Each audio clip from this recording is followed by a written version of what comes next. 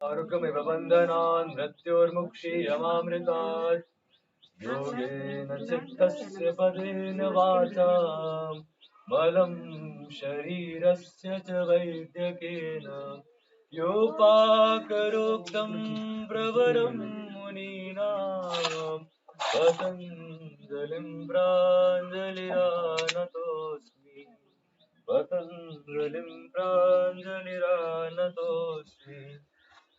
तो अपने मन को अपने प्राणों को वश करने के क्रम में जो हम ये आसन करते हैं, तो आइए आज शुरुआत प्राणायाम से ना करते हुए कुछ व्यायामों से करें। तो सर्वप्रथम अपने हाथों के व्यायाम करते हैं। अपने अंगूठे को, अपनी कलाइयों को ऐसे आगे की तरफ गोल गोल घुमाते हैं। जो अपने ग्लाइडिंग जॉइंट है कलाइयों में, ये बड़ा ठीक हो जाता है। इसे ज्यादा जोर से ना करें, लेकिन अगर आप आराम आराम से करते रहते हैं तो इससे क्या होता है कि आपके जो अर्थराइटिस तक की समस्याएं होती हैं, ये भी ठीक हो जाती है। हल्दी वाला दूध पीना और इसके साथ व्यायाम करना बहुत ही अच्छा होता है अपने जॉइंट्स के लिए। ज्यादा दही खाएं तो विधि निषेध के साथ, क्योंकि दही जैसे पौष्टिक आहार होता है, लेकिन यदि उसके जो इंस्ट्रक्शंस हैं, जो उसके विधि निषेध है, उसको फॉलो ना करें तो काफी नुकसान भी हो जाते हैं। आइए अब हम करते हैं मंडूकासन। अपने वज्रासन में बैठ जाते हैं। अपने अंगूठे को ऐसे अंदर लेकर अपनी मुट्ठियों को बनाते हैं। इसके बाद जो अंगूठे वाला ऐसा जगह होती है, उसे नाभि के दोनों ओर रख के सांस को छोड़ते हैं, धीरे धीरे आगे रुक जाते हैं। जब तक क्षमता हो तब तक आप रुके रहें। इसके बाद जब आपको आवश्यकता महसूस हो, फिर सांसों को भर के वापस ऊपर आए। यह है मंडूकासन। करते हैं हम। पहले बाएं हथेली नाभि पर, इसके ऊपर, फिर आपकी दाहिनी हथेली, और सांस को छोड़ते हुए पलकों को बिना झपकाए सामने आ जाते हैं। मंडूकासन एक बहुत ही अच्छा आसन होता है जिनको डायबिटीज होता है टाइप 1, और इसके बाद जिनको पेट में चर्बी होती है, और इससे पाचन तंत्र ठीक होता है। मंदाग्नि के लिए बहुत ही रामबाण है ये। आवश्यकता महसूस हो तब आप सांस भरते हुए वापस अपनी समझ स्थिति में आ सकते हैं। इसके बाद आइए हम करते हैं शीर्षक आसन। शीर्षक आसन में पहले आप अपने दोनों हाथों को उठाते हुए सांस भर के सांस धीरे धीरे छोड़ें और नीचे आ जाइए।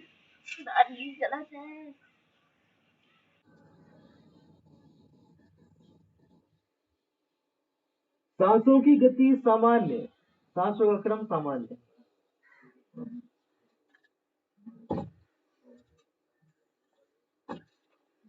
आइए धीरे धीरे सांस भरते हुए वापस उड़ जाते हैं। दूसरा जो भाग है, इसमें क्या करना है, अपने पैरों को खोल लेना है। अपने जो जांघ है, अपने जो घुटने हैं, इनके बीच थोड़ा सा गैप, फासला हो।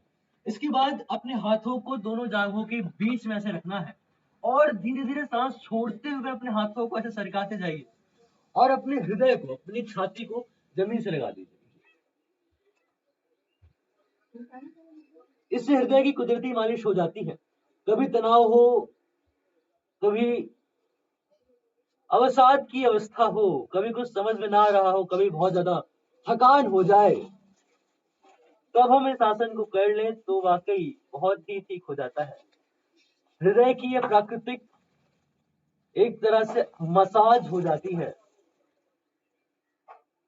आइए धीरे धीरे अपने हाथों को वापस इसे लेते हुए हम वापस आ जाते हैं। अपने पैरों को वापस से जैसे हम वज्रासन में थे वैसे आ जाते हैं। आज जो प्लान था वो है दंड का, ठीक है। तो आज हम करेंगे शुरू थोड़ा सा दंड अभ्यास। दंड क्या होते हैं, हमारे हाथों को ठीक रखते हैं, हमारी जो हार्ट बीट होती है, यानी कि अपने फेफड़ों को, अपने हार्ट को स्वस्थ करने के लिए ये दंड बहुत कम आते हैं। जो क्रांतिकारी लोग होते थे, जो मतलब बहुत जाबाज होते थे, तो उनका भी जो एक कह सकते हैं सेहत का और जो फिटनेस का राज था, ये दंड होते थे। दंड से न सिर्फ आपके हाथ मजबूत होते हैं, बल्कि आपका जो मनोबल होता है वो मजबूत होता है। इसके साथ साथ आपकी छाती जो होती है वो अच्छी दिखती है। मतलब कि अगर आप दंड करते हैं जिससे पेट निकल जाता है तो पेट कम हो जाता है, और जैसे हमारी छाती को अपने पेट से थोड़ा सा आगे होना चाहिए, ये फिटनेस के लेवल्स होते हैं। तो यहाँ तक आपकी बॉडी पहुंच जाती है। तो दंड के लिए हम पहले शुरुआत करते हैं कि हम शुरुआती तौर पे कैसे करें। तो शुरुआत में क्या करना है, एक सिंपल सी ट्रिक होती है। आइए हम सब आ जाते हैं, पहले ऐसे आ जाते हैं इस तरह, अगर आप बैठ पाए तो। शुरुआत में हम क्या करते हैं, बहुत आराम आराम से करते हैं और ऐसा करते हैं कि सब कर पाए, और धीरे धीरे अपना अभ्यास बढ़ाते बढ़ाते हम फिर दंड पर भी विजय प्राप्त करना बड़ा ही कठिन होता है। तो शुरुआत में क्या करना है, अपने पैरों को ऐसे पीछे ले जाते हैं। ये सभी लोग कर सकते हैं, मतलब कोई भी हो, बस हर्निया ना हो, जिनको हर्निया ना हो और पीठ में बहुत ज्यादा दर्द ना हो। अगर पीठ में दर्द नहीं है तब आप इस जो अभ्यास चल रहा है इसे कर सकते हैं। आप यहाँ पे गए, ये है पर्वत आसन। इसके बाद बस आपको क्या करना है, सिंपली लेट जाना है ऐसे। तो बस लेट जाना है और इसके बाद फिर भुजंगासन में आना है। हाथों को पूरा सीधा कर दीजिए और फिर वापस उसी पोजीशन में, यानी कि पर्वतासन में आ जाते हैं। तो ये है सामान्य दंड, इसे हम कहते हैं साधारण दंड। ये बड़ी ही सिंपल होती है और आप सब लोग करें, है ना, मैं देख पा रहा हूँ। अगर आप लोग करते हैं तो बहुत अच्छा है। आज 5 अभ्यास करेंगे, इसके बाद फिर अपने प्राणायाम की तरफ बढ़ते हैं। तो आइए हम पहले करते हैं पर्वतासन। इसके बाद आइए हम सिंपल लेट जाते हैं ऐसे। लेटने के बाद भुजंगासन और भुजंगासन के बाद पर्वतासन। ये सिंपल सा क्रम है। आइए हम करते हैं, इसे दोहराते हैं कम से कम 5 बार। इसके बाद फिर आप अगले जो क्रम है उसकी तरफ बढ़ेंगे। तो आइए, 1 2 3 4। ये शुरुआती लोगों के लिए, जिनको नहीं होता वो सिंपल लेट जाए, क्योंकि शुरुआत में ही बैलेंस बनाना बड़ा कठिन हो जाता है। तो बस वो लेट जाए, फिर अपने हाथ सीधे करें और फिर वापस करता। एक और बार, 1 हाथ सीधे, 2 पर्वतासन, नीचे लेट जाइए, भुजंगासन, पर्वतासन। तो ये साधारण दंड का एक शुरुआती क्रम होता है, जिसे आप करते हैं तो आपके हाथों में थोड़ा थोड़ा फिर मतलब मसल्स बनने लग जाते हैं। तो आइए अब हम करते हैं पैरों की व्यायाम। पहले हम लोग अपने पैरों में जो उंगलियां हैं उनको आगे पीछे करते हैं, सांस छोड़ते हुए आगे, सांस भरते हुए पीछे। इसके बाद सांस को छोड़ते हुए दोनों पूरा पंजा आगे और सांस भरते हुए पूरा पंजा पीछे, ऐसे। इसके बाद आइए अपने पंजों को घुमा लेते हैं विपरीत दिशा में, यानी कि जिस तरफ आप कर रहे थे उसकी विपरीत दिशा में। थोड़ा घुटनों को व्यायाम देते हैं। जो घुटने की जो कटोरियां होती है जिसे हम कहते हैं, इसको क्या करना है, इसको पीछे से टाइट करना है। ऐसे टाइट जब हम करते हैं तब हमारी जो जांग होती है ये टाइट हो जाती है, पिंडलियां एकदम रिलैक्स हो जाती है ना, आप ये महसूस कर सकते हैं छू कर। तो ऐसे टाइट करना है फिर ढीला छोड़ देना, टाइट करना है ढीला छोड़ देना। इससे जो हमारी पिंडलियां होती है मजबूत हो जाती है, यहाँ पर रक्त संचार होता है। उसके साथ साथ जिनको घुटने में समस्या है, घुटने में पानी आ जाता है, सूजन हो जाती है, तो इन सभी के लिए बहुत ही बढ़िया एक व्यायाम होता है घुटनों की सूजन के लिए। घुटनों की सूजन के लिए एक और बात, कभी भी खड़े होकर पानी मत पिए, कभी कभी चलते फिरते पानी मत पिए, हो सके तो बैठ कर पानी पिए। और कभी भी एसी की हवा, कभी भी पंखे की हवा अपने घुटनों पर डायरेक्ट मत पड़ने दें। अगर आप ऐसा करते हैं तो सीधी बात है वो कमजोर हो जाती है, जो हड्डियां होती हैं वो एक ही साथ ब्रिटल होने लग जाती है। तो जो आपका एपिफिसिस होता है यहाँ पर प्रभाव पड़ता है, और जो आपका साइनोवियल फ्लूइड होता है आप समझिए कि ये ठंडा हो जाता है। तो जब आप अगली बार करेंगे यहाँ पे डिपॉजिट हो जाते हैं, फिर आपके मोड़ने में दर्द होता है, आपको चलने में दर्द होता है, आपकी मसल्स में जैसे क्रैम्प पड़ जाता है उतना दर्द होता है। आइए अब हम क्या करते हैं, अगला जो पार्ट है खड़े हो जाते हैं। तो खड़े होकर आप करने वाले आसन है, तो आइए पहले हम करते हैं ताड़ासन। अपने हाथों को ऐसे उठाना है, इससे बैलेंस आता है। सुबह सुबह अगर आप ऐसे लड़खड़ा रहे हैं तो आप सीधे किसी एक बिंदु पर अपना ध्यान दें। सुबह सुबह की जो एकाग्रता है ये हम बनाते हैं इस आसन से, बैलेंस। इससे क्या होता है कि जो हमारा हाइट भी बढ़ती है, साथ साथ जो साइड की चर्बी भी कम हो जाती है। और इन सब के बाद फिर आपके जो एक्युलस होता है, ये टेंडन होता है, यहाँ पर आपको ताकत मिलती है, जिससे आप जब कूदते हैं तो सारा भार उठाता है आपका एक्युलस, उसको भी मजबूती मिल जाती है। आइए, सिंपल भागना बहुत अच्छा होता है, लेकिन विश्वास मानिए ऐसा भागना बड़ा ही थकान दे देता है जल्दी से। अगर हम 3-4 मिनट ऐसे करते रहे तो आप देखेंगे कि पूरे यहाँ पेट में, पैरों में दर्द हो जाता है।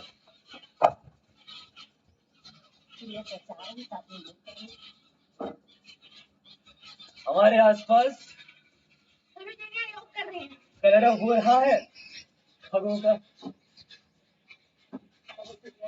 सांस से भरते रहे, लंबी गहरी सांस भरते रहे।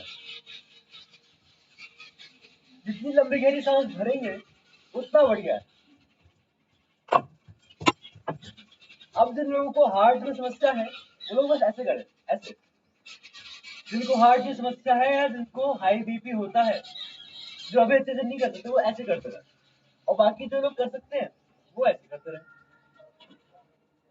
ये हमारा पहला अभ्यास है। कुछ देर बाद अपने कोहनियों को भी सीधा करेंगे, अब करेंगे मतलब इस दौड़ को कोहनियां सीधी और ऐसे।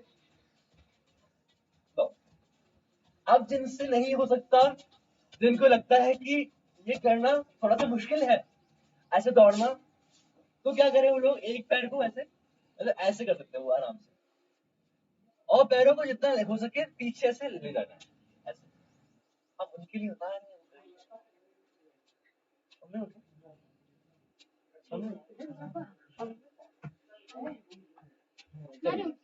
तो, और जो कर सके वो पूरा।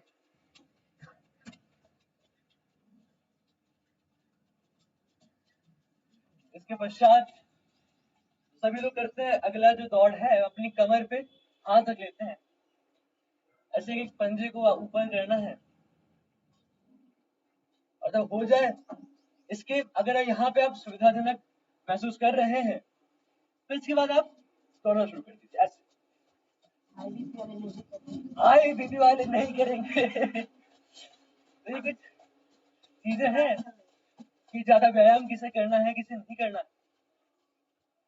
आइए, इसके बाद आधी आधी बैठक लगाते हैं। आधी बैठक यानी कि बस अपने घुटनों को थोड़ा सा मोड़ा, थोड़ा सा ऊपर, सांस छोड़ते हुए नीचे, सांस भरते हुए ऊपर।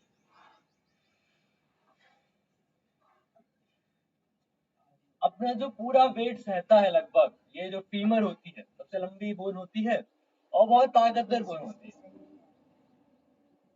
इसको प्रचुर मात्रा में, पर्याप्त मात्रा में दंड से एक्सरसाइज मिलती है।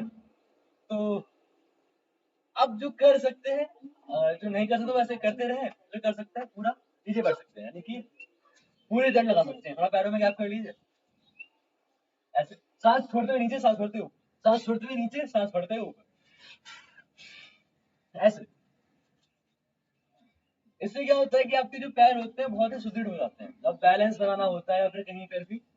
तो आइए, इसके बाद हम करते हैं हनुमान बैठक। ये बैठक होती है, ये फ्लेक्सिबिलिटी भी लाती है और ये पैरों को मजबूत भी करती है, इसलिए बैठक भी है और बड़ी अच्छी मानी जाती है।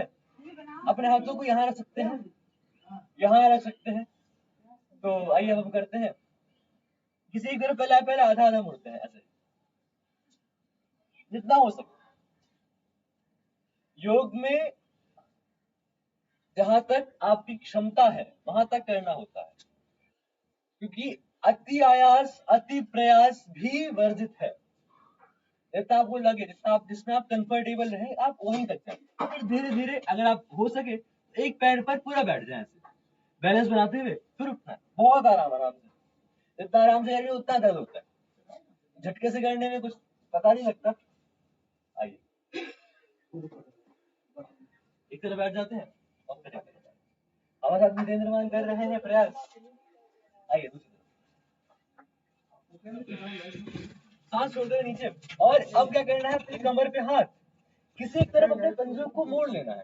इसके बाद क्या करते हैं, अपने घुटने को लगभग जमीन से लगभग लंबवत, मतलब लंबवत पैर हो उसके भी लंबवत ही जांघ हो, ऐसा करके जितना हो सके आपको पीछे मुड़ना है और दृष्टि आकाश की ओर ऐसे। फिर सांस भरते हुए सामने आ जाते हैं। फिर से अपनी जांघों को ऐसे लगभग 90 डिग्री का एक जैसे चौकोर बन जाता है, उसकी एक साइड बना देनी होती है। इसके बाद कितना आप कमर को मोड़ सकते हैं उतना मोड़िए और फिर ऊपर। इसे कहते हैं वीरभद्रासन। दो तरह के होते हैं वीरभद्रासन, ये बैलेंस वाला होता है। इसमें क्या करते हैं, ऐसे हाथ होते हैं। फिलहाल अभी हमारे हाथ कमर पे। इसके बाद ये हो गया हमारे 7 अभ्यास। 6 अभ्यास हो गए। 7 अभ्यास होता है सांस पूरा आगे भरते छोड़ते हुए आगे आते हैं और सांस भरते हुए पीछे जाते हैं। सांस छोड़ते हुए आगे, सांस भरते हुए पीछे। इतना लंबा गहरा सांस भर सके उतना बढ़िया, और इतना सांस पूरा छोड़ सके उतना बढ़िया। आप पूरा सांस नहीं छोड़ सकते, नहीं तो लंग्स कोलैप्स हो जाते हैं।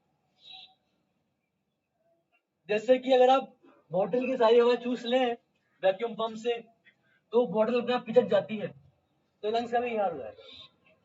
इसलिए थोड़ी बहुत हवा रहती है। सांस पूरा भरते हुए पीछे और सांस पूरा छोड़ते हुए आगे। इसके बाद अब हम अपनी जो साइड की जो मसल्स होती है, इंटरकॉस्टल जो रिब्स होती है हमारी, और जो साइड के जो फैट होता है उसे बर्न करने के लिए बहुत ही बेहतरीन एक एक्सरसाइज है। इसमें क्या करना है, किसी एक हाथ को उठाना है, उसके जो ये बाइसेप्स है, उसके जो ये बाजू है, उसे कान पे लगाकर धीरे धीरे साइड में, ना आगे और ना पीछे, नहीं तो आपकी जो ये साइड में ना ज्यादा खिंचाव नहीं आ पाएगा। ऐसे करते करते करते करते जितना हो सके आपको साइड में जाना है। ये त्रिकोणासन कहते हैं अगर आपके हाथ ऐसे हो तो। लेकिन यहाँ पर क्योंकि आप अपने ये जो लेटरल जो ये आपका हिस्सा है, लेटरल जो बॉडी है, टॉर्सो से आप खिंचाव दे रहे हैं, टॉर्सो के साथ साथ फिर आपकी जांग भी खिंचती है इसमें।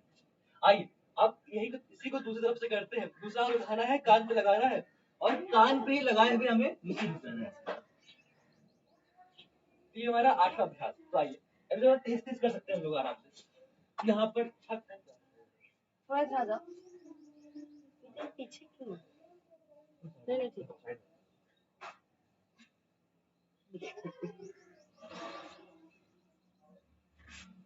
तो इसके बाद हम करते हैं 8वां अभ्यास, 9वां अभ्यास। तो 9वें अभ्यास में करना, अपने पैरों को थोड़ा सा खोल लेते हैं, लगभग जो शोल्डर डिस्टेंस है इस पे आपके पंजे होने चाहिए। तो इसके बाद क्योंकि इस पोस्चर में आपका बैलेंस सबसे बढ़िया रहता है। इसके बाद क्या करना है, किसी एक हाथ को लेना है और दूसरे पंजे के पास रख देना है, और जो दूसरा हाथ है उसे एकदम सीधा ऊपर कर देना है। ऊपर करने के बाद जो उसकी मिडिल फिंगर है, जो उसकी मध्यमा है, इसकी तरफ दृष्टि हो हमारी। अब दूसरी तरफ करते हैं। इसी को अब दूसरे हाथ में ले जाना है दूसरे बंदे की तरफ, दूसरा हाथ जो बाकी बच गया हाथ उसको सीधे कर देना है। तो आइए अब क्या करना है, इसमें आप थोड़ा सा गति बढ़ा देते हैं, ऐसे मतलब ऐसे।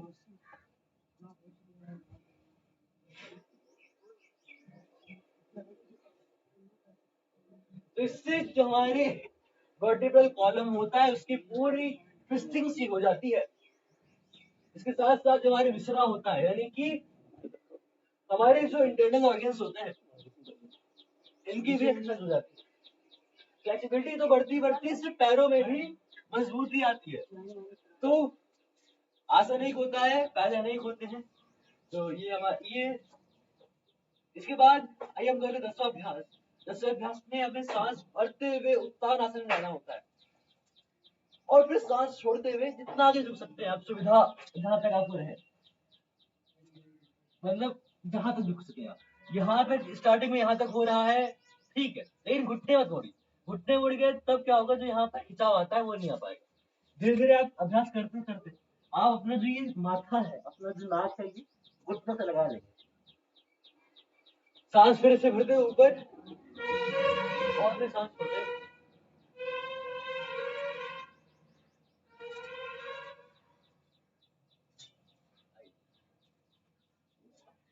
हम करते हैं ये जो 11वां अभ्यास है, यानी कि पीटी। सिंपल करना यही है कि अपने हाथों को फैलाते हुए अपने पैरों को फैलाना है, और फिर हाथों को पास मिलाते हुए अपने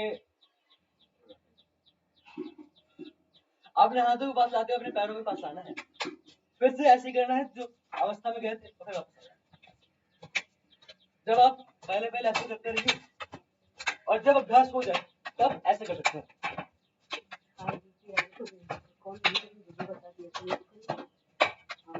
हाई बीपी वाले ना करें, हार्ट पेशेंट्स ना करें। आइए हम करते हैं 12 अभ्यास।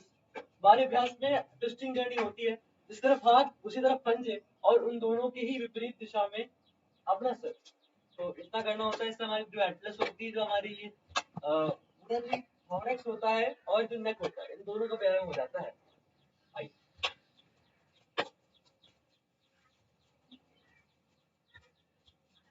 इसके बाद दोनों हाथों को ऐसे मिलाते हुए आइए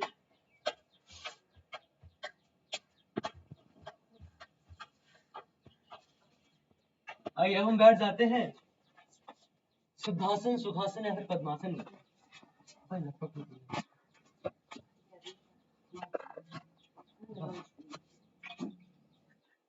इसके बाद लंबा गहरा सांस भरना है और पूरा सांस छोड़ना है जितना हो सकता है।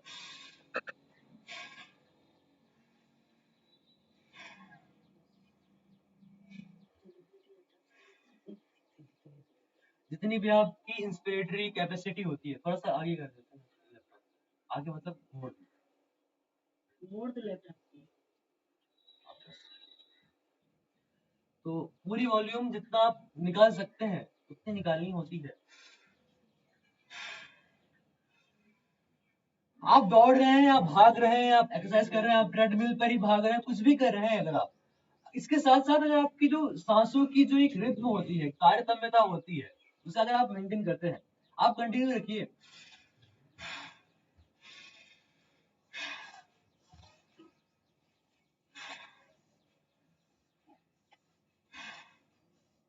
कफ हो तो सांस को आराम आराम से छोड़ना है, जोर से झटके से नहीं छोड़ना, ऐसे नहीं करना, आराम आराम जितना हो सके।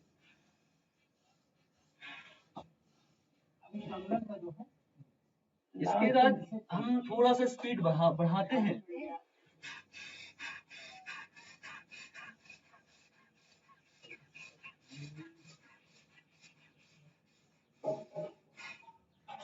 ये हुआ हमारा भस्त्रिका प्राणायाम। इसके बाद हम करते हैं कपालभाति प्राणायाम। कपालभाति प्राणायाम में आपको अचानक से ही एकाएक अपने पेट को अंदर करना है, उसके साथ ही साथ सांस छोड़नी है। ये दोनों ही एक साथ होने चाहिए, एकदम सिंक्रोनाइज होने चाहिए। ऐसे पेट भी अंदर गया, सांस भी बाहर आ गई। आप ऐसे सोच सकते हैं कि हम सांस बस बाहर निकाले, सब पेट अपने आप अंदर चला जाता है। पेट अंदर जाने के बाद आपको सांस लेनी नहीं है, कॉन्शियसली नहीं लेनी, आपकी जो सांस है वो खुद ही आ जाएगी। ये क्या है, बॉयल्स लॉ है ना। आप जब वापस आ रहे होंगे तो वॉल्यूम बढ़ जाएगा, वॉल्यूम बढ़ गया तो प्रेशर कम हो गया, आपके एटमॉस्फेरिक जो एयर है वो अपने आप ही आपके थॉरैक्स को भर देगी। तो हमें सांस लेने की चिंता नहीं करनी, बस एक बार सांस छोड़ देनी।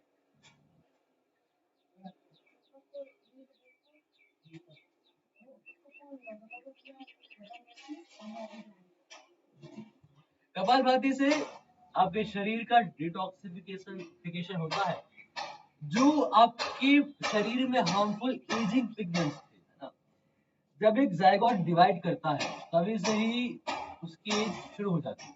यही होती है बायोलॉजिकल एज। तो बायोलॉजिकल एज वहां से नहीं होती जब से आपका जन्म होता है, बायोलॉजिकल एज तब से होती है जब से, जो आप कह सकते हैं जो पहला डिवीजन होता है, पहले जो क्लीवेज होते हैं वहां से हो जाता है।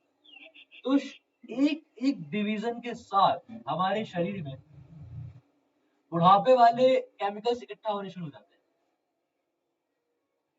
वो टॉक्सिन्स होते हैं, मेटाबॉलिक वेस्ट होते हैं। उसके साथ साथ आपके जो टेलोमेयर्स होते हैं वो घिसने शुरू हो जाते हैं। अगर कभी एज पता करनी होती है, कुछ लोग 40 साल के होते हैं, उनकी एज जो होती है 20 साल की होती है, बहुत जवान दिखते हैं। कुछ लोग 20 साल के होते हैं, उनकी एज बहुत ऊपर हो जाती है। वो लाइफस्टाइल पे डिपेंड करता है, जेनेटिक्स पे डिपेंड करता है, खान पान कैसा है, एनवायरमेंट कैसा है, आपकी बॉडी में क्या क्या इफेक्ट पड़ रहे हैं, आप करते रहेंगे।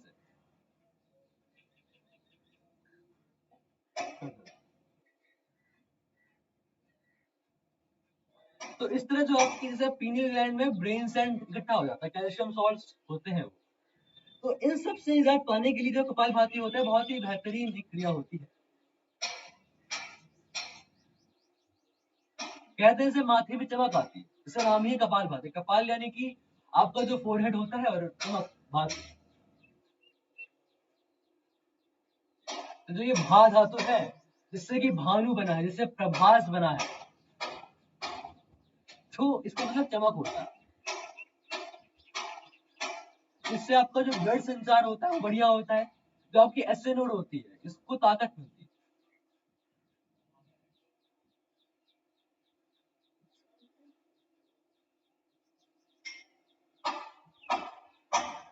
अगर आप शुरुआत में कर रहे हैं, शुरुआत में करने में क्या होता है, आप चक्रों में करें, यानी कि 30 बार ऐसे झटके मारे और फिर सांस ले लिया, छोड़ दिया। तो क्या होता है ना, कभी कभी क्योंकि सांस हम छोड़ तो रहे होते हैं, कभी अच्छी सांस जा नहीं पा रहा होता है, इतनी रिद्म नहीं आ पाती है, इतना कंटिन्यूटी नहीं आ पाती है। तो जो फ्लो होता है इसे बनाने के लिए फिर बीच बीच में सांस लेनी पड़ जाती है, तो इससे क्या होता है, थकावट नहीं आती। आप देर तक कर सकते हैं, लेकिन धीरे धीरे अभ्यास जब हो जाता है तो आपकी सांस बिल्कुल सटीक बैठ जाती है। जितना सांस ली उतनी सांस अंदर आ जाती है, थकान नहीं होती। फिर आप घंटों तक लगातार ही कर सकते हैं।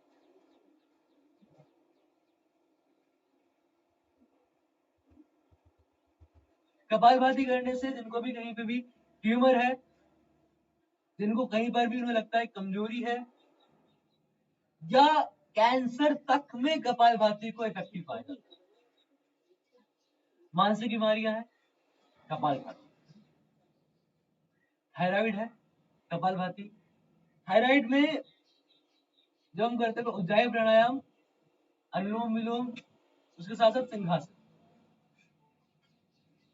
जो बहुत मोटे हो जाते हैं या फिर जिनकी हाइट नहीं बढ़ रही होती है, उसका भी कहीं ना कहीं मूल होता है थायराइड, क्योंकि थायराइड में, अब पैराथायराइड में जैसे कैल्सिटोनिन होता है, थायरो कैल्सिटोनिन होते हैं, तो ये हड्डियों को कितना बनाना है, कितना मतलब डिसॉल्व करना है, ये उसके मैसेंजर्स होते हैं। जब आपके ये हॉर्मोन्स ठीक रहते हैं तो हाइट बढ़ती है, बॉडी का डेवलपमेंट होता है।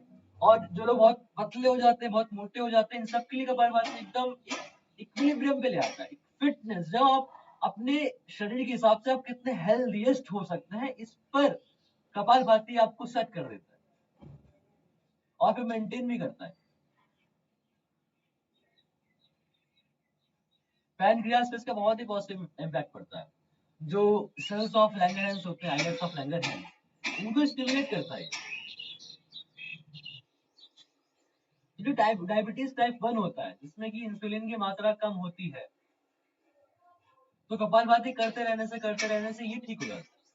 आप सब करते रहे। इसके साथ ही साथ इसका बहुत ही बढ़िया इफेक्ट दिखता है ब्रेन पर। ब्रेन पर जो कॉर्पस कैलोजम होता है ना, जो राइट और लेफ्ट ब्रेन की एक्टिविटीज को सिंक्रोनाइज करता है, एक तरह से ब्रिज होता है। यानी कि आप देखते होंगे कि राइट लेफ्ट ब्रेन का कंसेप्ट ये होता है।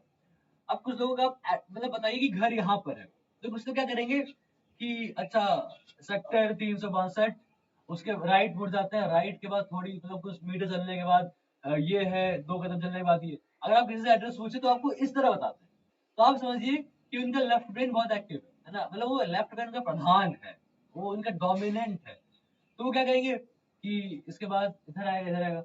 अब जिनका राइट ब्रेन एक्टिव होता है वो क्या करेंगे कि यहाँ जाएंगे, लैंडमार्क ये है, एक गेट होगा, इसके थोड़ा सा मतलब इसके में रास्ते में मार्केट होंगे, वो इस तरह बताते हैं। तो जो डिस्क्रिप्शन ऐसे देते हैं जो बड़ा ही विजुअल होता है, जिनका बड़ा ही विजुअल टाइप का डिस्क्रिप्शन होता है, ये होते हैं राइट वाले। और इनका बड़ा लॉजिकल टाइप का होता है, सिक्वेंशियल टाइप का होता है, वो होते हैं लेफ्ट वाले। अब दोनों ही बहुत महत्वपूर्ण होते हैं। अगर आप कुछ भी प्रोजेक्ट बना रहे हो तो दोनों बातों का ध्यान रखना पड़ता है, हर बात पे। समझता है, किसी भी प्लान को एग्जीक्यूट करते हो, हम कहते हैं कि plan with your left, execute with your right. तो दो बातें होती है ना। हमें प्लान जो पूरा एनालिसिस होता है, लॉजिक होता है, सब कुछ लेफ्ट से देखते हैं, और उसके साथ जब हम उस पर आ जाते हैं तो कैसे एग्जीक्यूट करना है, उसमें हम कैसे अपना मतलब पार्टिसिपेट करना है, कैसे अपनी अपनी जो हम कहते हैं क्षमता होती है, जो हमारी परफॉर्मेंस बढ़ाने के लिए राइट पे।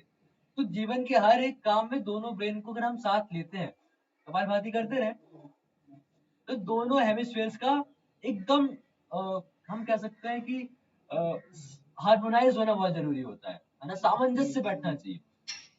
तो कपालभाति इन दोनों के बीच में सामंजस्य बिठाता है। कॉर्पस कैलोजम तो दोनों को कनेक्ट करता है, सकारात्मक प्रभाव इसके होते हैं उस पर। कपालभाति करने के साथ साथ आपके लंग्स कैपेसिटी बढ़ जाती है। जो आपका डायफ्राम होता है और जो इंटरकॉस्टल जो मसल्स होती है, मतलब जब आप सांस को फुलाते हैं, अगर आप सिर्फ हड्डियां होती तो वो बस हड्डियां से फूलती वापस आ जाती है ना। और आपको हो सकता है दबाव भी पड़ता है, क्योंकि लिप्स तो मतलब हड्डियां क्या करती है, हड्डियां खुद से तो मोशन नहीं कर सकती, हड्डियां को मसल्स करवाती है मोशन। जब आप सांस भरते हैं तो बहुत मसल्स होती हैं, आपकी जो पेक्टोरलिस मसल्स होती हैं, ये सब सब मसल्स काम करती हैं, और सबसे मेजर काम होता है डायफ्राम, यही मसल होती है। और बड़ी एक बढ़िया बात क्या है कि ज्यादातर जो मसल्स होती है वो कैसी होती है, या तो आपके वश में होती है, जैसे आप हाथ से जब आप चाहें तब हिला लेते हैं, या फिर आपके वश में नहीं होती है। जैसे पेट में जितना क्रिया चलती रहती है ना, गुड़ुम गुड़ुम होता रहता है, वो सारा मसल्स कर रही होती है। तो जो वो मसल्स होती है वो स्मूथ मसल्स होती है, उनका हमारे पर मतलब हमारा उन पे कोई वॉलेंटरी कंट्रोल नहीं होता, वॉलेंटरी कंट्रोल नहीं है, वो खुद से चलती रहती है। डायफ्राम क्या चीज होती है, आप जब ऐसे करते हैं आप चाह के भी सांस ले सकते हैं, और जब आपको पता भी नहीं कि हम सांस ले रहे हैं, जब आप अनकॉन्शियसली भी सांस लेते हैं, कपालभाति करते रहे। तो एक बात कहते हैं ना कि शरीर का व्यायाम करने से शरीर घिस जाता है, ऐसा नहीं होता, ऐसा बिल्कुल उल्टा होता है। हमारे शरीर को आप जितना, वो जो वाइटल फोर्स होती है वो तभी बढ़िया होती है जब आप अपने शरीर को बिल्कुल हट्टा कट्टा बना देते हैं। आप किसी भी उम्र के हैं, आप किसी भी एज ग्रुप के हैं, आप किसी भी तरह की, आप एक्टोमॉर्फिक है, एंडोमॉर्फिक है, मेसोमॉर्फिक है, मतलब उससे कोई भी फर्क नहीं पड़ता। आप ज्यादा मोटे हैं, आपके यहाँ पे भी मतलब ऑर्गन खराब है, क्रॉनिकली खराब है, मतलब कि बहुत, मतलब जैसे डायबिटीज होती है, ये आपका अधिकार है और ये आपका कर्तव्य है कि आपको फिट होना चाहिए। आप कुछ लोग कहते हैं हम तो बुढ़ा गए, अब क्या करें, घुटनों में दर्द हो रहा है, क्या करें। तो हमारे शरीर जब तक जिंदा है तो अपने आप में इम्प्रूवमेंट्स कर सकता है। घुटने खराब है, घुटने ठीक नहीं है, तो दही खाना भी बंद करिए, छुआरे खाइए, साथ साथ अपने पैरों पे हवा लगना बंद करवाइए, हवा नहीं लगनी चाहिए, बैठ कर पानी पीजिए, है ये तो सामान्य बात है। सुबह सुबह उठ के गर्म पानी पीना, नींबू डाल के पानी पीना, मालिश करना तेल से, फिर इसके बाद व्यायाम करना। अपने मतलब आप अंगूठी को ऐसे चलाते रहे तो घुटनों को बहुत ही ज्यादा अभ्यास मिलता है और ठीक हो जाता है। लेकिन यहाँ पर जो एक जिसे हम कहते हैं ना, मतलब एक बड़ी बात यह है कि आपको इसमें सतत प्रवृत्त रहना पड़ेगा। फायदा एक बार में नहीं होता, आपने पूरी उम्र निकाली अपने घुटनों को खराब करने में, तो आपको सही करने में थोड़ा टाइम तो लगेगा।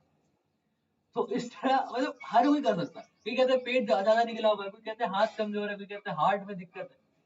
हार्ट में दिक्कत है, हार्ट में क्या होता है कि अगर आप अलसी के बीज खाते हैं, अलसी के बीज लिनोलिक एसिड होता है, मतलब वो C17 वाला एक बहुत बढ़िया सी चेन होती है ऐसे, और मतलब 17 सी नहीं होता, उसमें ऐसे ब्रांचिंग होती है सी वाली, एक लीनियर चेन होती है। वो किसमें मिलता है, जो सूरजमुखी का ऑयल होता है।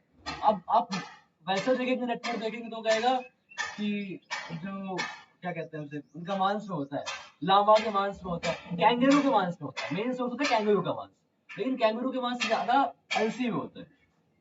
लेकिन क्योंकि अलसी इंडियन है, ज्यादा प्रचार नहीं होता।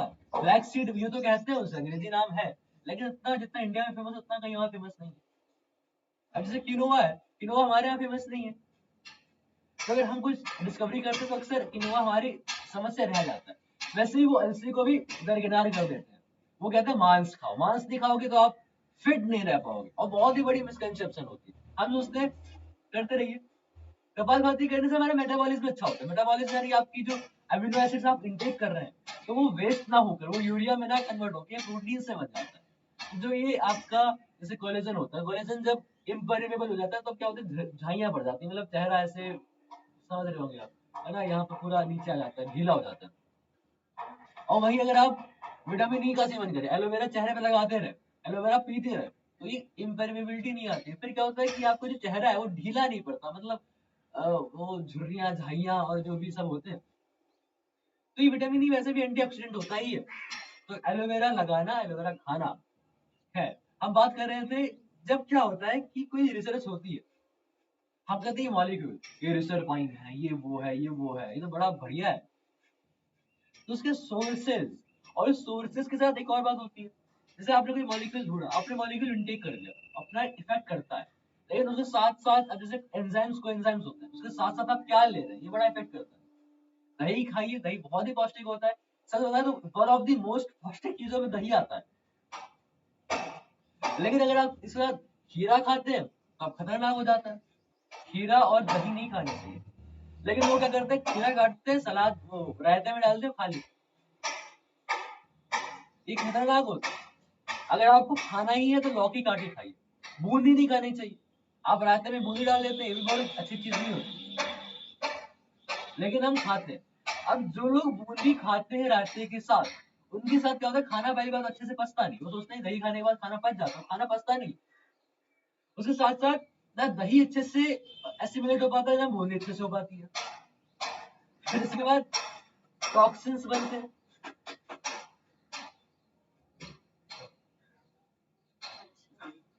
तो अगर खीरा नहीं खाना है तो लौकी खाइए। तो आइए अब हम थोड़ा सा पैरों को खोल लेते हैं। आशा है कि आप अभ्यास करते भी रहते होंगे और साथ में ये सूत्र लेते होंगे, क्योंकि हमारे जो मतलब इतने विकास होते रहते हैं, इतने हॉस्पिटल्स बन जाते हैं, योजनाएं चलती रहती हैं। खैर ये नहीं कह सकती कि पूरी तरह से योजना चल चुकी है, पूरी तरह से अच्छा हॉस्पिटल बन चुके हैं।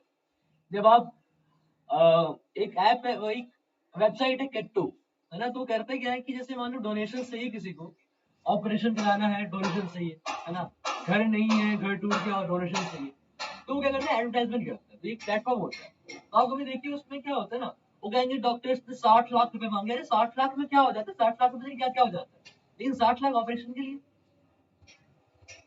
तो एक बड़े मतलब एक मतलब क्या मतलब प्रॉफिटेबल इंडस्ट्री बना दिया। भगवान का रूप कहने वाले जो डॉक्टर्स हैं, जब वो किसी संत से लड़ते हैं, जो उससे डिबेट करते हैं, उसको उसके बारे में भला बुरा कहते हैं, प्रोटेस्ट करने पे आते हैं, अस्पताल अपना हॉस्पिटल काम छोड़कर, है ना, मरीजों को छोड़कर अपना प्रोटेस्ट पर निकल जाते हैं, है ना। तो एक बहुत ही विडंबना है आजकल की। आप अपने डॉक्टर खुद नहीं है तो आप दूसरों के हाथों से मरेंगे, अगर आप अपने डॉक्टर खुद नहीं है तो खुद के भी हाथों से मरेंगे। एक, एक अब क्या बताए, एक जागरूक होना बहुत जरूरी है।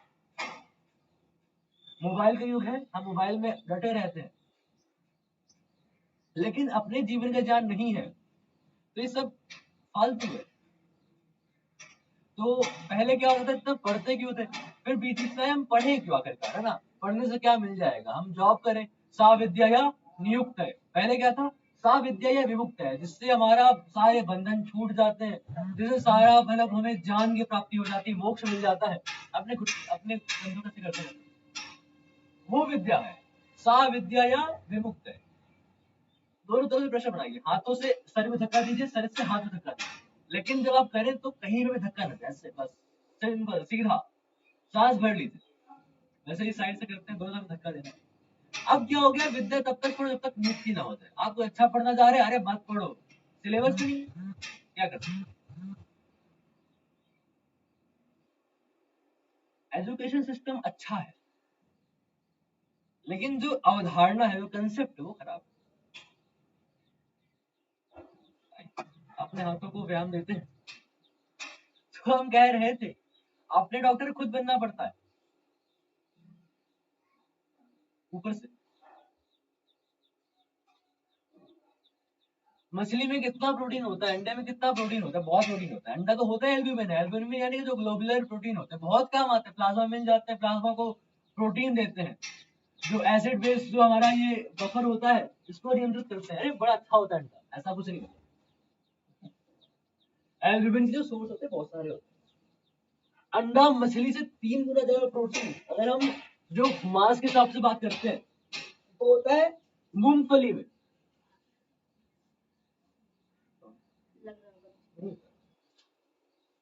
अब विपरीत दिशा में करते हैं, जो लोग मूंगफली खाते हैं उनका जो प्रोटीन इंटेक होता है बढ़ जाता है। लेकिन दिक्कत क्या होती है, मछली खाने में हम तड़का लगा के इतना खा लेते हैं, और मूंगफली खाने में इतना सामान्यतः लोग नहीं खाते ना, चबाते चबाते इतना ही हो पाता है, इतना हो पाता है ना। लेकिन मछली खाने को थाली भर खा लेते हैं। तो सीधी बात है, जो मछली वाले होते हैं उनके हाथ पैर फूल जाते हैं। लेकिन एक बात ये भी है कि नॉनवेज हमारे पेट के लिए सूट नहीं करता। सांस पे ध्यान देते नहीं, सामने आता तो सांस भरना है, अपने घुटनों को ऊपर नीचे कर लेते हैं, एक एक पैर से। अपने खाने को यदि हम औषधि बना लें तो औषधियों को खाना नहीं बनाना पड़ता। मतलब एक बहुत बड़ा मैक्सिम होता है ना, क्या कहते हैं उसे, take your dose, take your food as medication और your medicine will be your food, है ना। तो अपना पेट पूरा फिर दवाइयों से भरना पड़ जाएगा। तो बड़ा खराब लगता है, समय का इतना कीमती वक्त हम सिर्फ दवाइयों में खाने में बर्बाद कर देते। इंतजार करो जब टाइम होगा तब खाएंगे। तो अपने खाने को यदि हम अपना दवाई बना लें, अपने खाने को औषधि माने, ऐसा करें, तब ये औषधियों को अपना खाना नहीं बनाना पड़ेगा, ऐसा हम कह सकते हैं। यही हम करते हैं अनुलोम विलोम प्राणायाम। अनुलोम विलोम में अपनी वायु मुद्रा यानी कि अपने जो हाथ, ये जो अपनी तर्जनी होती है जिससे हम डांटते हैं, तर्जना करते हैं, तो ये जो इंडेक्स फिंगर है इसे हम कहते हैं फर्स्ट फिंगर, इसको अपने अंगूठे के मुंह पे लगाते हैं, बेस पे लगाते हैं। मजे की बात क्या होती है, जो पॉइंट होता है आपका थायराइड का पॉइंट होता है, तो इससे ये भी ठीक हो रहा होता है ना। जो लोग एक्यूप्रेशर मानते हैं, एक्यूप्रेशर बहुत लोग मानते हैं, फिजियोथेरेपी में अब जब जाए तो वो दबाते हैं आपके एक्यूप्रेशर पॉइंट, तो अपने आप आपको रिलैक्स मिलता है ना। कुछ चीजें इतना भी साइंस एडवांस नहीं कर पाएगी पूरा मैकेनिज्म निकाल दे, लेकिन है, वो चीज है ना। साइंस इतनी भी एडवांस अभी सच में नहीं हुई है, बच्चा ही है वो। आप सोचिए, तो पहले साइंटिस्ट होते तो अपने आप को बहुत तीस मार खान समझते थे, आज हम उन्हें देखते कहते तो बेवकूफ थे बिल्कुल, है ना। ऐसे नहीं, ऐसे करते थे ये लोग, बताओ। वैसे जो थोड़ा सा आगे जाएंगे तो हमें भी लोग ऐसे ही कहेंगे, कैसे लोग थे, मार देते थे इतने लोग। है, यहाँ पे लगाते हैं अपने ये टिप को उंगली की, और फिर अंगूठे को मोड़ देते हैं, हुआ हुआ वायु मुद्रा। वायु मुद्रा को एक हाथ को लेकर यानी कि दाएं हाथ को लेकर उसके अंगूठे से अपने दाएं नासिका छिद्र को बंद करना है, नौशल को बंद करना है, और बाई नाक से सांस लेना है। और जब आप सांस ले लें तो दूसरी नाक से सांस छोड़ देना है, जब आप छोड़ दें तो उसी नाक से सांस लेना है, और जब सांस भर लिया तो अगली नाक से छोड़ देना है।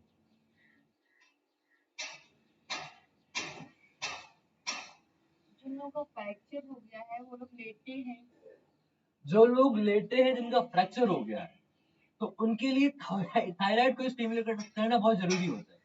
थायराइड हो गया, देखिए अपनी जो हड्डियां होती है उसे हम कहते हैं ऑस्टियोब्लास्ट, ऑस्टियोक्लास्ट, है ना। ऑस्टियोक्लास्ट आपकी हड्डियों को डिसॉल्व करती है, तोड़ देती है, आप कह सकते हैं। जैसे दांत होते हैं, जब दांत में ब्रेसेस लगाते हैं तो क्या करता है वो, जहां प्रेशर पड़ता है तो वो ऑस्टियोब्लास्ट क्लास्ट आते हैं, वो तोड़ देते हैं, और जहां प्रेशर नहीं पड़ रहा होता है तो वहां बना देते हैं, तो इससे दांत जो होते हैं सेट हो जाते हैं। ऐसा नहीं होता कि आप प्रेशर ठोक पीट के अपने दांतों सेट कर देते हैं, वो सेल का एक बहुत बढ़िया मैकेनिज्म चल रहा होता है। अब हड्डियों में क्या होता है, आपके जो ऑस्टियोब्लास्ट ब्लास्ट होते हैं वो अपने आप काम कर रहे हैं, करते रहिए।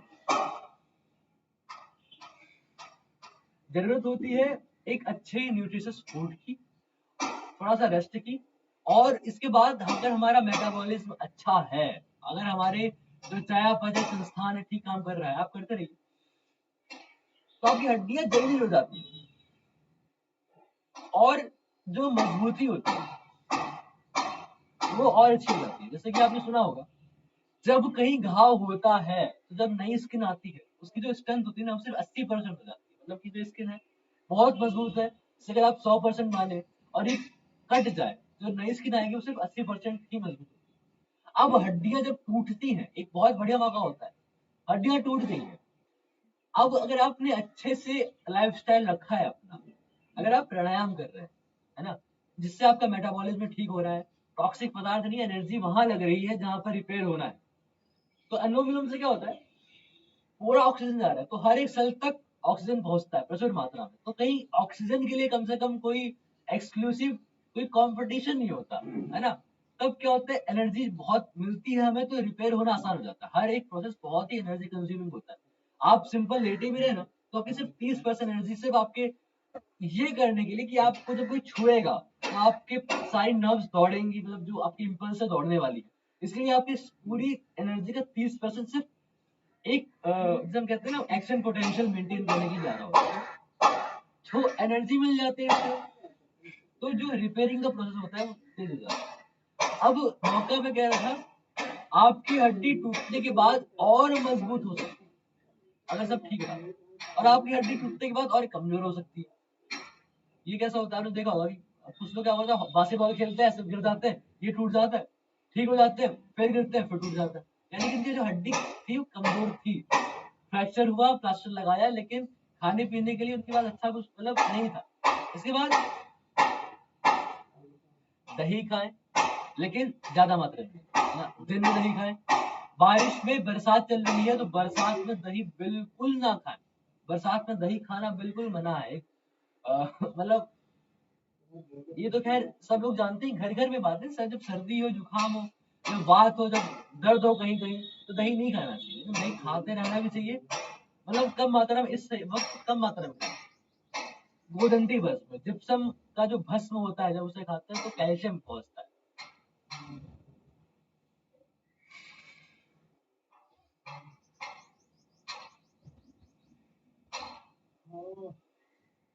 फ्रैक्चर है ना, तो जो हम सूक्ष्म व्यायाम करते हैं, मतलब कि ज्यादा व्यायाम नहीं करना, ज्यादा दंड नहीं लगाने, ज्यादा मतलब एक्सरसाइज ज्यादा नहीं करनी, यहाँ पूरा मतलब वर्कआउट ही किया जा रहा है, ऐसा नहीं। मान लिया हाथ में फ्रैक्चर, तो अपनी उंगलियों को ऐसे करना, वहां पर इससे क्या होता है, ब्लड सप्लाई होती है ना, क्योंकि आपका हाथ ऐसे ही रखा है, तो वो जो खून है ना, यहाँ पर से जो गति होती है, कहीं ना कहीं बंध जाता है, कहीं कहीं दब जाता है, कहीं कहीं आप एक अवस्था में तो कभी हो सकता है कोई नाड़ी बंद हो, तो ऐसे से करते तो कहीं ना कहीं खुलती है थोड़ी बहुत, तो उससे बड़ा सा ये पॉजिटिव इम्पैक्ट होता है अपने हाथों में।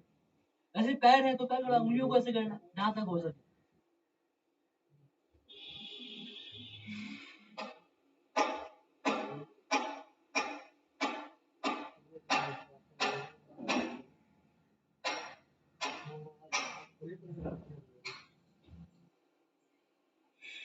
अनुलोम विलोम करते रहिए, साथ साथ सुनते रहिए। हमारी एक एक एल्वेलाई अनुलोम विलोम करने से फूलती है। सच बात ये है कि आपकी लंग कैपेसिटी का आप कितना यूज करते हैं, बहुत कम होता है।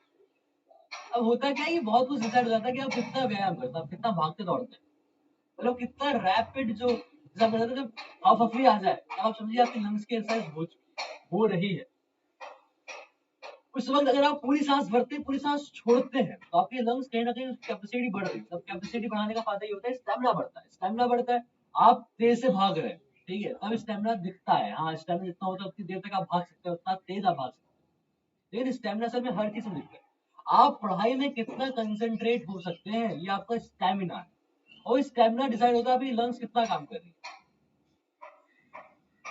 आप बैटरी खत्म होने वाली है, आप कितनी जोर से बोल सकते हैं, कितना तेज देर तक बोल सकते हैं, ये स्टेमिना है। आप कितना ध्यान लगा सकते हैं, कितना मतलब सोच सकते हैं, ये स्टेमिना है। आप कितना जग सकते हैं, कितना सो सकते हैं, ये सब स्टेमिना है। आपकी जिंदगी आप कितना जी सकते हैं, ये भी स्टेमिना है। क्योंकि आपकी जो लॉन्जिटिविटी होती है वो भी स्टेमिना के मतलब पे डिपेंड करती है। बहुत कम ही सैनिक रहे होंगे जिनको कोरोना हुआ, वो मर गए। जो फिजिकली फिट रहे उनको कुछ भी नहीं हुआ। लैपटॉप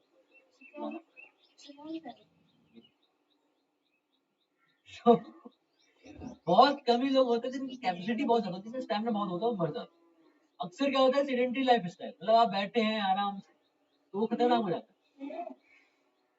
तो या तो आप भागे कूदे दौड़े, ये हम करते हैं आसन होते हैं, आसन थोड़ा दंड लगाए, तो इसका ये क्रम था।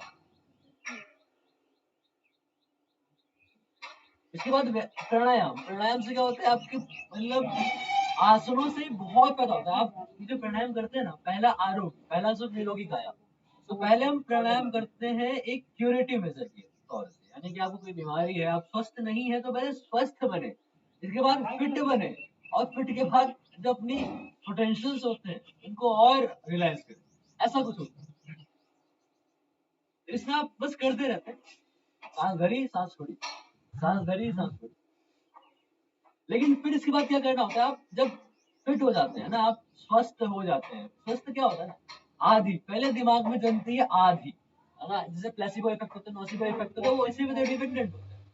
आपको बुखार नहीं आता, आपको पहले फीलिंग आती है, अरे मुझे तो बुखार है ना। किसी ने कहा, अरे आपको तो टेम्परेचर बढ़ा हुआ है। तभी सच बात ये है कि टेम्परेचर आप कैसे ही बढ़ सकते हैं, आप दिन में पसीने नहीं आ रहे आपको, तब टेम्परेचर बढ़ गया, आप गर्मी में टेम्परेचर बढ़ गया, आप भाग दौड़ के आए, आप टेंशन में टेम्परेचर बढ़ गया। लेकिन जब आपको कमजोरी भी लग रही है, आपको दाने भी हैं दो तीन, आपने कहा टेम्परेचर बढ़ गया, इसके बाद आप कुछ काम ढंग से नहीं कर सकते, इसके बाद आपको बेड पे जाना पड़ेगा।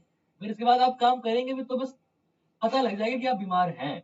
ये आधी होती, दिमाग में जो पहले आता है वो आधी है, क्योंकि जो मतलब मेंटेलिटी होती है ना, अपनी हार्ट को मेंटेन कर रही होती है, लिवर को सबको कर रही होती है, जब दिमाग खराब हो गया सब कुछ खराब हो जाता है ना। जो प्राणायाम करने से एक आत्मबल मिलता है, हाँ मैं कुछ ऐसा काम कर रहा हूँ कि बीमारियां मुझसे दूर हो सकती हैं, मैं दूर कर सकता हूँ, है ना। ऐसा नहीं कि वो मेरे पे हावी हो जाए, अब बीमारियों से बड़ा मैं हूँ। अब बीमारियां मुझको नहीं हो सकती, है ना। आप ऐसा कुछ सोच सकते हैं, अगर है भी तो जल्दी ठीक हो जाएंगे। मेरा सिस्टम इतना मजबूत हो गया है, इतना मतलब स्टेमिना आ गया है ना, इतना ऑक्सीजन है मेरे अंदर, इतनी एनर्जी है मेरे अंदर। तो जब ऐसा होता है तो ना फिर व्याधि भी हट जाती है। तो कहा गया पहले आधी फिर व्याधि, आधी हट के व्याधि चली गई, ऐसा क्या था। तो अपने दिमाग को ठीक रखो, तो इससे बहुत शांति मिलती है। आप फिट हो गए एक बार, इसके बाद अपनी सांस जो हम अभी ले रहे हैं, मतलब सांस सामान्य ले रहे हैं फिर छोड़ रहे हैं, इसके बाद आपको सांस को दम बिल्कुल सूक्ष्म कर देना, बहुत धीरे धीरे। आप देखेंगे ना 4-5 बार में एकदम पसीने आ जाते हैं, मतलब आप सह नहीं पाएंगे, इतना टफ होता है ये प्राणायाम करना। आप बस अनुलोम विलोम करिए, बहुत आराम आराम से। आप सोचिए 1 मिनट में एक बार हमें बस सांस लेनी है, आप कर सकते हैं, लेकिन आपके लंग सारे हिल जाएंगे। तो ये जो सिंपल जो क्रियाएं दिखती हैं जो हम करते रहते हैं, इनका बहुत बड़ा बड़ा फायदा होता है। बस क्या होता है, धीरे धीरे सिक्वेंशियल एक क्रम होता है पूरा, है ना। आपको उसमें धीरे धीरे प्रवृत्त होते हैं जब आप, तब वो स्टेप आपको मिलता है। एक बार जरा उसको लैपटॉप को बटन दो।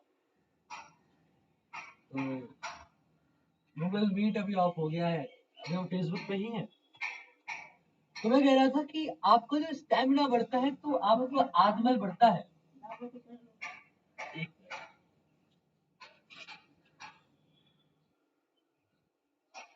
क्या सुना,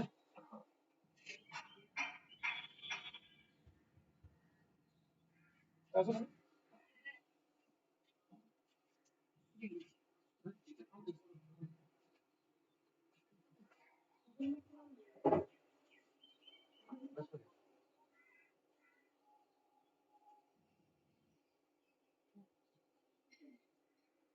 तो जैसे किसी रोगी व्यक्ति को आप एक साथ खूब सारी दवाइयों का डोज दे दें तो एकदम ऑफ हो जाता है, तो कुछ ऐसा ही हुआ है अभी। हुआ ये कि अभी चार्ज नहीं था, एकदम पावर सेवर पे चला गया था और एकदम से चार्जिंग मिल गई इसको, तो एकदम ऑफ हो जाता है। इतना मतलब पावर सहने की मतलब हिम्मत नहीं थी बेचारे, तो ये ऑफ हो गया था अभी। तो आइए हम अनुलोम विलोम कर रहे थे, इस जारी रखते हैं। तो मानसिक बल बहुत इंपॉर्टेंट होता है, शारीरिक बल ज्यादा इंपॉर्टेंट होता है, लेकिन इतना नहीं है जितना कि मानसिक बल होता है। क्यों होता है, अरे आवाज आ रही है क्या।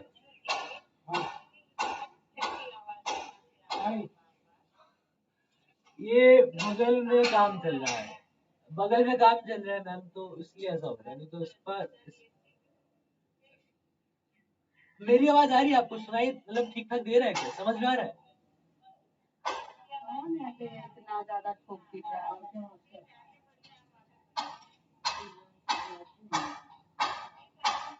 कौन कर रहा है, जा करके कह थोड़ी देर के लिए रोक दे काम। ठीक है बस हो जाए। तो हम कह रहे थे कि जो शारीरिक बल होता है, जो बड़े बड़े पहलवान होते हैं, आपने सुनी होगी बाइबल में एक कथा आती है गोलियत और गोलियत, उसमें क्या होता है, आप करते रहिए। एक बहुत ही मतलब विशाल का इंसान होता है, पहलवान होता है, वो कहता है कि सबको मार देता था, मतलब उसे जो कुश्ती करता था। तो एक मतलब गुलेल में माहिर एक इंसान था, उसे चैलेंज दिया गया कि आप इसे मार के दिखाओ। सीधी बात है, इतने बड़े इंसान को कौन मार पाए।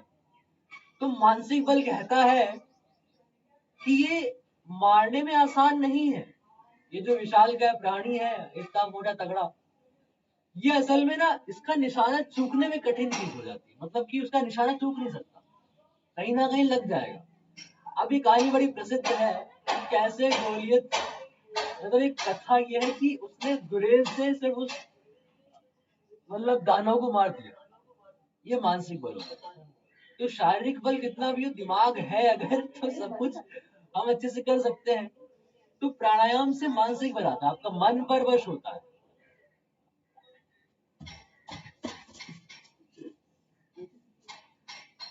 तो आइए अब चेंज करते हैं, टाइम कितना हुआ है, टाइम हो गया है 34, तो 1 घंटा हमारा लगभग हो गया है। तो अब जल्दी से हम कर लेते हैं, इसी में कर लेते हैं भ्रामरी प्राणायाम, इसके बाद उद्गीत और प्रणव।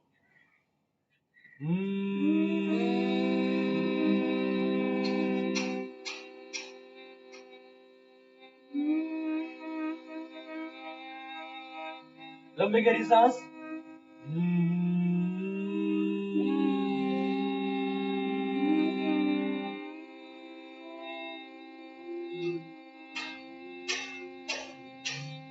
दोनों हाथों को आपस में मिलाते हुए भाषण देते हैं, नहीं मतलब पहले ध्यान मुद्रा आ जाते हैं। लंबी गहरी सांस के बाद ओंकार का उच्चारण।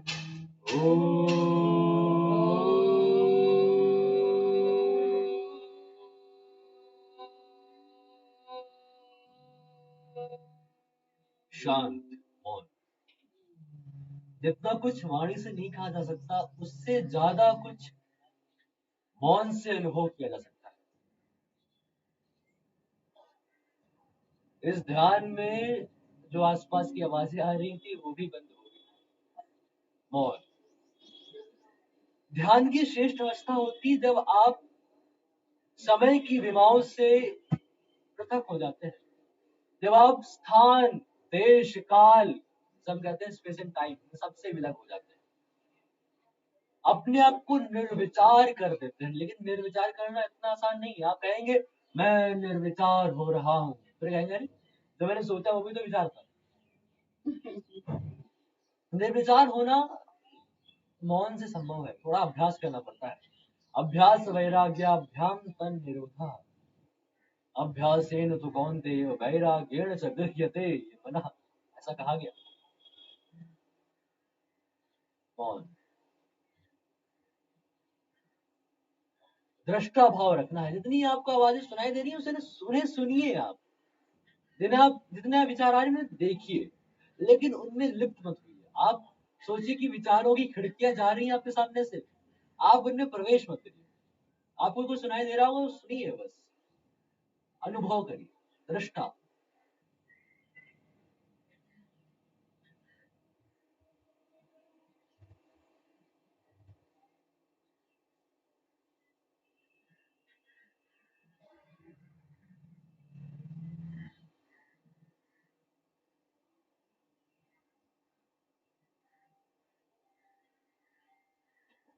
तदा दृष्टु स्वरूप अवस्थानम।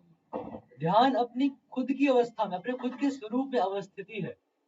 ये कोई किसी मतलब क्या कहते हैं कि जन्म औषधि मंत्र तपा समाधि दाह सिद्धया, लोग सोचते हैं औषधि भी बोला गया तो ड्रग्स खा लेते हैं। तो जो बीटल्स थे वो जिस भी योगी के पास गए तो हम कहते हैं टीएम, ट्रांसेंडेंटल मेडिटेशन। वो क्या करते हैं, मेडिटेशन करते हैं, कहते हैं लो भैया भांग खाओ, एक अलग ही आप अवस्था को प्राप्त हो जाएंगे, एक अलग ही आनंद। ये बाहर का कोई आनंद नहीं है, ये किसी औषधि का दिलाया हुआ आनंद नहीं है, ये तो खुद का, खुद में अवस्थिति जो है, खुद में प्रतिष्ठा जो है, ये आनंद है। आप क्या है, आप इंसान हैं, आप फैमिली वाले हैं, आप छात्र हैं, आप अध्यापक हैं, आप एक सामाजिक इंसान, मतलब क्या है आप। इन सब से अलग हो जाना, अपने खुद के स्वरूप आप जो है उसमें प्रतिष्ठित हो जाना, ये क्या। आइए अपने हाथों को रगड़ते हैं, अपने चेहरे पर लगाते हैं, मसाज करते हैं,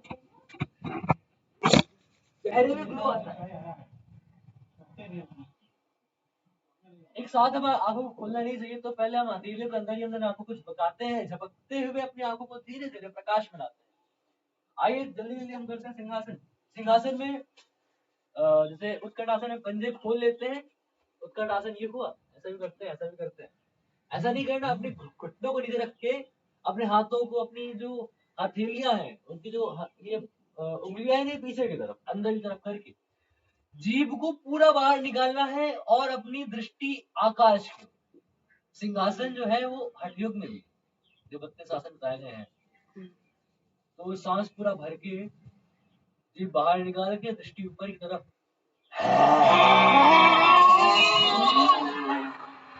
सांस भर के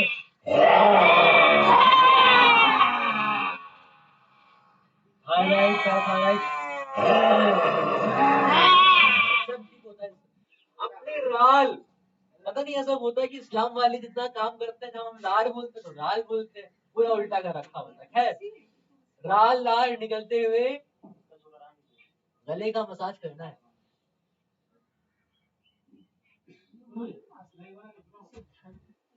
इसके बाद आइए हम करते हैं हास्यासन। आज शासन के लिए चुटकुले आमंत्रित हैं। किसी को सुनाने हैं अगर चुटकुले तो सुना सकते हैं। तो आइए स्वागत करते हैं बेटे मान जी का चुटकुले के लिए। आइए। ओ सभी को नमस्ते। तो आज का चुटकुला है, एक बच्चा अपने पापा यानी सरदार जी कहता है, पप्पा ओ पप्पा मुझे सेब दिला दो। तो सरदार जी कहते हैं कि ये कहाँ सेब कहाँ है? तो सेब ही है, पंजाब में तो बड़े बड़े सेब मिलते हैं, तो सेब ही है सेब ही। फिर कहता है अच्छा पापा। तो बच्चा आगे बढ़ता है, तो फिर उसको खेलते हैं। तो बच्चा बच्चा कहता है सरदार जी से,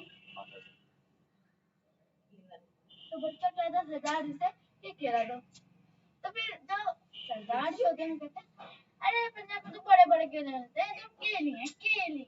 फिर वो आगे बढ़ते हैं, तो पापा सरदार जी मतलब उसके पापा जी गिर जाते हैं। तो फिर वो कहता है, पापा जी कहते हैं कि उठाओ। तो फिर वो कहता है कि अरे पापा आप तो पापी हो पापी, पंजाब में तो बड़े बड़े पापा मिलते हैं बड़े बड़े।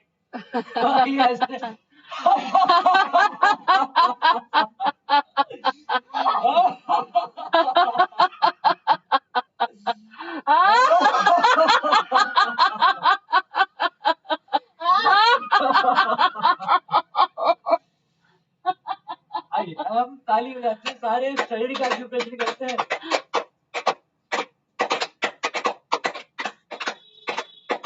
थोड़ा सा स्पीड बढ़ाते हैं।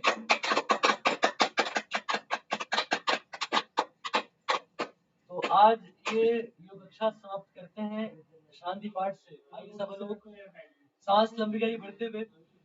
ओम देव शांतिरंतरिक्षं शांति पृथ्वी शांतिराप शांतिरोदय शांति वनस्पतय शांतिर्विश्वे देवा शांतिर्ब्रह्म शांति सर्वगम शांति सामा शांतिरेधि। ओम शांति शांति शांति।